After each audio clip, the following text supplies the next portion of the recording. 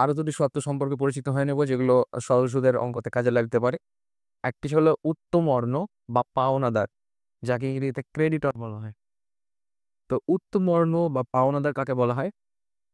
যে ব্যক্তি ধার দেন বা যে সংস্থা ধার দেন তাকে বলা হয় উত্তমর্ণ।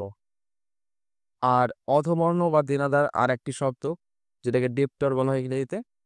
তো অধমর্ণকে যে ব্যক্তি ধার করেন, অর্থাৎ যাকে পরে সুদ সমেত ধারটা শোধ করতে হবে, তাকে অধমর্ণ বা দেনাদার বলা হয়। তো এখানে উত্তমর্ণ কিভাবে মনে রাখবো? যেখানে যে ধার দিচ্ছে তিনি হচ্ছেন উত্তমর্ণ, অর্থাৎ যিনি পরে সুদ সমেত টাকাটা ফেরত পাবে। এখানে কোনো ব্যক্তিও হতে পারে, আবার সংস্থা হতে পারে, অর্থাৎ ব্যাংকও হতে পারে।